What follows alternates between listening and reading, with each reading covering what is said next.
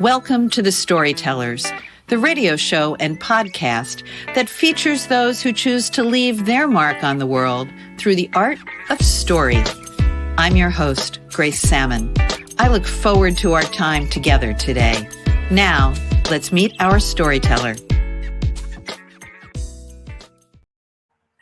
Welcome to episode 97 of The Storytellers with Judy Prescott Marshall. She writes fiction with a touch of romance. She's an award-winning, actually a multiple award-winning author, and she comes to us today from beautiful Dutchess County, New York. Judy, welcome to the Storyteller microphone.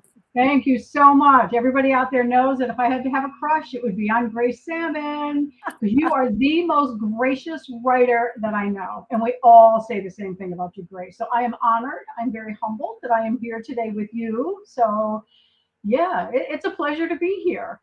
Well, you and I have never met, but we have bumped into each other and supported each other through social media for the last few years. And I could not be more grateful that you are part of my community and so supportive. So thank you for that kind introduction. You're welcome. You have taught me so much over the years of following you, but one of the things you taught me about, which you probably don't know, we know all about chick lit. I was introduced to hen lit, that for older chicks, but you introduced me to a term called cougar lit, and I love it. Talk about that, please. Oh, because you're a cougar. Let's see. What happened was I actually discovered they're taking, what they consider chick lit off of the equation here. So I was like, okay, so nobody's reading it, nobody's writing about it, they don't like the title. The New York 5 publishers are saying, and nobody's, advancing forward in that category. So I was like, okay, but you know what? Eventually, all those chiclet readers had to grow up. So what would they be? Cougars. So they're all cougars. So, they're just a little more mature chicken out there reading. So, yeah. Well, I love the term, and I also like it because it's really about somebody who is fierce. And when I think of a cougar, and when I heard this term, I thought it was a perfect match for you because you have a very distinct brand in your writing. Let's talk about the message that you make about strong women in each of your books. Okay. The very first book that I wrote was called Be Strong Enough. It's just a little short book on words, but it's full of inspiration. In the back of it, it also says that what my motto is. My motto is just simply, women need to start lifting each other up. I had a really good dear friend. Her name was Ellen Levine. She was one of the very first female editors. She worked for Hearst magazines. She's the very first person who ever read my first novel, the manuscript for Still Crazy. And she just said, as women, we need to support each other. We need to do whatever we can to lift each other up. And I took that message and just ran with it. And it's so true because, again, humble. I mean, she is here and I'm like way down here. But when I called her and I said, by any chance, would you just look at my manuscript? She turned to her husband, Dick, and said, Dick, how long before we get to the country? Judy, we'll be there in an hour. Meet me at my house. More than happy to look at it. She's the one who called me the next day. And this is what she said to me. She said, you bitch. I started reading it at 1 o'clock in the afternoon. I could not put the book down till 3 a.m. Come to my house tomorrow. I'm going to tell you what we're going to do. This is the God's honest truth. So I went to her house the next day. I'm so excited because I'm thinking, the statue that she carries with her sat there. She said, wait right here. She ran upstairs, came back down, grabbed the People magazine and said, this is where I'm going to put your book. You are a writer. And a lot of times, we say we want to write, we like to write. There's a story in us, so no one else is telling it, so I have to write it. But by getting her endorsement, she really pushed me forward to say, I need to continue doing this. I need to get this story out there. I believed in the story, and I write what I consider to be hard truths. So a lot of women, half of the women who picked up Still Crazy, it was like, oh my God, I hate the main character. Why would she do this? But then those same women, and I swear to you, who go from book number 1 to 2 to 3, who read the entire story are like, oh my God, she was strong. She made it through. And I actually do have a letter that one woman wrote to me from Chicago. And she said, reading your first novel, I have to tell you, this is the God's honest truth. She said, I was about to commit suicide, but then someone handed me your book as a gift. And she said, I read it and I was like, but this has nothing to do with my life or anything. But when I read how your character, Julie Holiday, went through what she went through. I still get goosebumps when I think about this woman. She said, when I read what your character went through and how she pulled her pants up and she just grabbed them by the bootstraps and said, I can get through this. And she conquered, her future.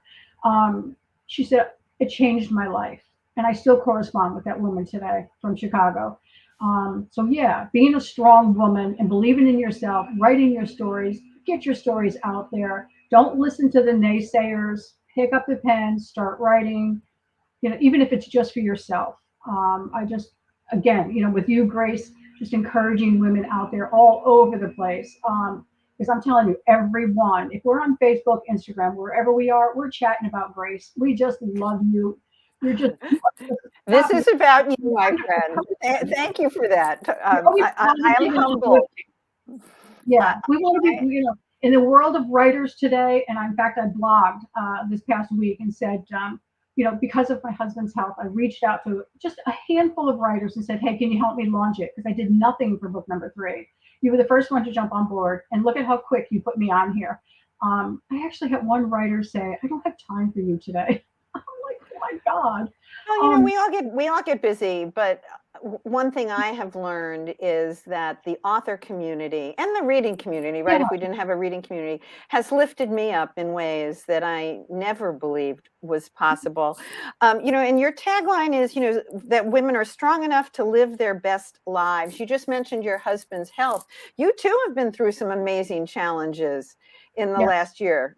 Yeah, last 2 years, really. Yeah. And the other side of that is, you don't have to be stronger. You just have to be strong enough. That is for everything in life. You just have to be strong enough, and you really do. You have to believe in yourself. So, yeah, my little book, the Be Strong Enough. Like I said, it's not very big, but it's just full of uplifting, stories, stories that people can relate to. So you talked about Be Strong Enough. You talked about Still Crazy. What was next in the series? The next in the series was, let me just show you the Still Crazy. Okay, then the next in the series, which was book number 2, is the Inn in Rhode Island. And that one picks up from Still Crazy without giving away the whole storyline. But then, and you think in the Inn in Rhode Island, it's like, where is she going to go from here? Everything is just, coming together. But then I hit you with the final book, and that's called The Cottage at the Inn in Rhode Island. And in that book, the message is, you really do have to come together. You have to, get your village together of the people and rely on one another. You can't, and you shouldn't, go into a battle like this one in the book by yourself. It does. It takes a community to get you through it. Just as I said, a few minutes ago, when the book got ready to launch, I did nothing for it like I did with the first one. The first book, I had a big party in Millbrook, New York. Over 100 people showed up to support me.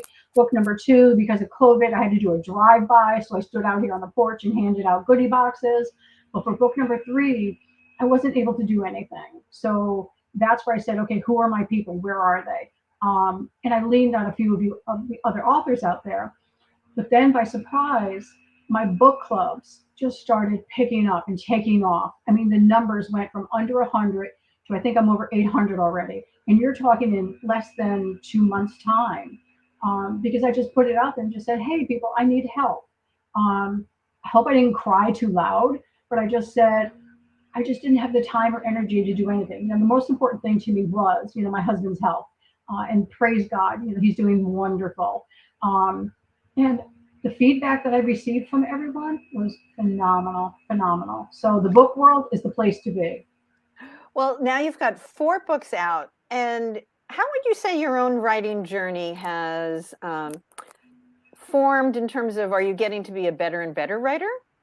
I think the Cottage at the Inn of Rhode Island is my best work to date. I had a critique partner that I picked up on our platform, the writers platform for women's fiction writers. And she is from Italy. And she said, I nailed the Italy part there.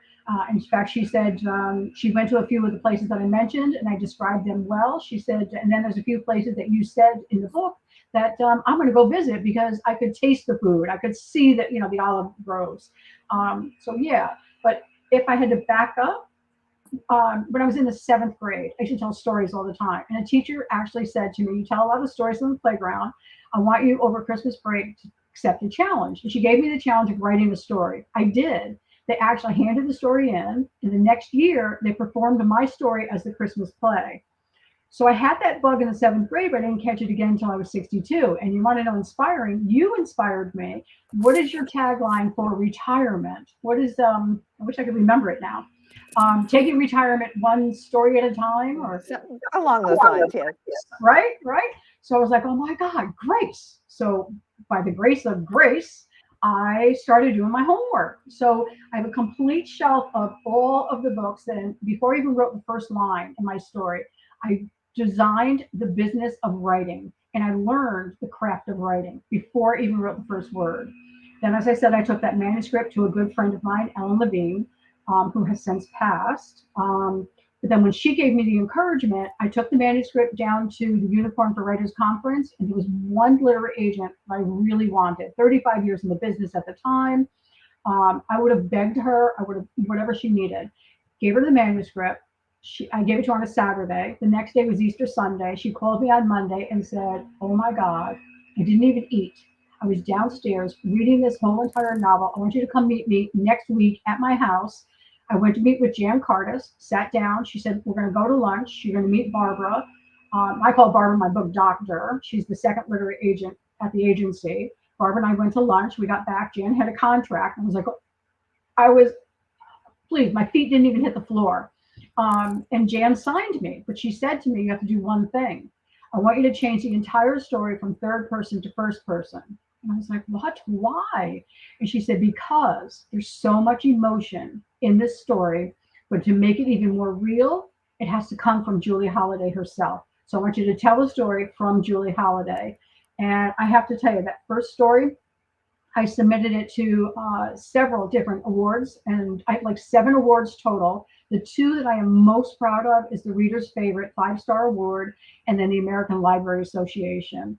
The libraries opened their doors to me all over the place. And if I could say to any writer out there, if you want to do a book tour, don't do book libraries. The libraries are phenomenal, and that's how I launched book number 1, was with the library tour. Well, you've done so much of doing that studying of not only the craft of writing, but the business of writing. And that is such a critical part of what we all have to do. Yes. Yeah. Yeah. I mean, I have my social media. I got my little cheat cards here because I didn't want to miss anything. So for my social media, I'm on Facebook, Instagram. I started TikTok. I have to say I hired a teenager to help me, LinkedIn and Goodreads. But I also, the business of writing, before I even put the first book out, I started what's called a street team. And then I also started my book club. I started a newsletter. And then I also started a blog. Now the blog, in the beginning, I was every single month, I was faithful to it. Now when the mood strikes me, I send the blog out, and it'll get anywhere from 8,700 hits to like 3,700 hits on the blog alone. So I'm happy with that. But what I'm, most proud of is, my book club. It just keeps growing and growing. Someone else, I'm sure you've heard of her name, is Pamela E. Kelly. She's from Massachusetts. I think she just got picked up by St. Martin's Press. But she says that it's her readers group, and I think she has like 7,000 in her readers group, who constantly make her or allow her to hit the USA Today and the Wall Street Journal's bestsellers list. So my goal, thanks to Pamela, is I got to get 7,000 people in my book club.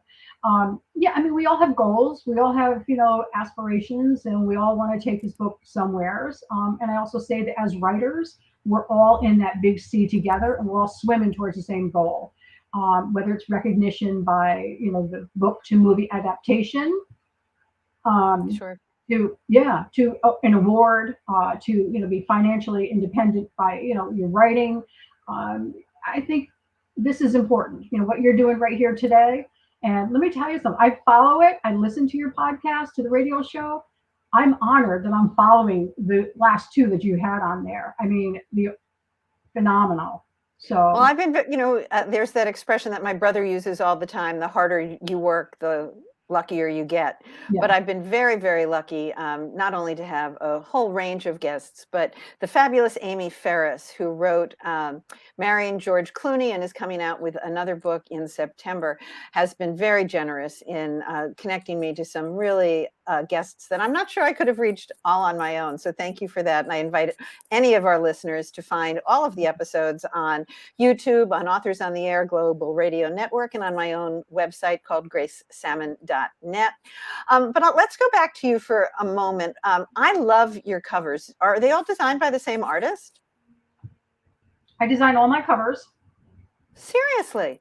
Seriously, even my literary agent, she was like, okay, who's helping? I designed all my covers. They're actually going to switch a little bit because my next series is called the Lighthouse series, because I just love Point Judith, Rhode Island. So maybe not as many flowers on them, but yeah, no, I do my own covers. So, and I have to say, even with this last one here, with the cottage, again, the little flower, but Hold it up really close to the camera, Judy, because all of your covers are so stunning. Yeah, so I probably looked at 100 covers, and I find them, and look, and I kept going back to that one, and that lemon, if you notice, it actually has a meaning for me. We say, take the lemon and we turn it into limoncello around here. So I love it. Yeah, there's no sour faces. So you were a little late, age 62, you said, before you started seriously writing. You've got your 4 books out and coming up. I researched, it says you have a new series coming out, a standalone, and 4 novellas. Yes. Most of those will be out in 2024. Walk us through some of those. I'm sorry, what was the question? You've got the new series coming out. You've got a standalone. You've got 4 novellas coming out. Why don't you walk us through where those stories are coming from and where they will take us? Okay. So in the Lighthouse series, the first book is called Point Judith. And the inspiration behind that story is it's called the Lighthouse Inn, and it's where my husband and I would always stay when we would go to Point Judith. It is situated perfectly in the middle of the block, walking distance to shops, to the beaches, and right across the street is the ferry to take you over to Block Island and all the fishing boats. So if you were going out on a day fish, or if you're going on evening, out fishing, the inn was perfectly situated. That is actually in ruins. Now, I'm not sure if it was poor management or if it was because of COVID, but it has a fence around it and it's just in a shambles. Oh, so tragic. So that's my inspiration for Point Judith. And maybe someone will pick the book up and say, hey, you know what? It can be done. Let's save the inn. Because it was better. Because what they want to do is they want to tear it down and put a parking lot in. And I'm just, I'm in a 200-room inn, and it's really not, the rooms aren't bad. So that was my inspiration for it there. The first story is about a billionaire. The next story is about a millionaire. And then the third story is about a man who doesn't even have 2 pennies in his pocket. But somehow all 3 of those men will come together in the end and they'll know each other. So, yeah. So I'm excited about that story. I'm like halfway through with Point Judith right now. My standalone, I would like to get 4 little like novellas out every year, in addition to, just to keep my fans happy, because they all hate waiting that 1-year mark, even though they've been loyal to me for 4 years. I have a standalone called Isabella, about a girl who wants to grow up and become a writer. And a lot of it is true to the story that's in there. So that one I'm excited. That'll probably come out, I'm hoping, for June. And then after that one, I have a cookbook coming out called No Dressing Required. That's clever. That's a hint. Yeah, yeah. And then I have 2 other books that I'm working on, but not sure how or where I'm going to take them yet. So, yeah. What motivates you to be so prolific? I used to have a flower and garden shop, and I would open up at 8 o'clock, but I would be there at 6:30, just to be organized, to be ready, to make sure everything is in perfect order before I open that door. So I would have to say discipline. And if you're going to be a writer, you have to be disciplined. That's like key number 1.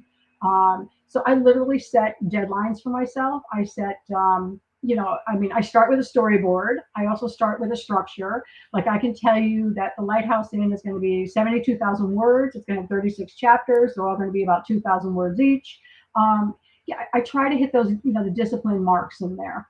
And I take it like a business. I treat it like a business. If you're going to open your business door, again, my readers, they're expecting something every single March from me. So now I'm going to give them like little treats with the novellas, between 200 and 250 words. So, yeah. But I love it. When I'm writing, time stops and it's like the world just stands still.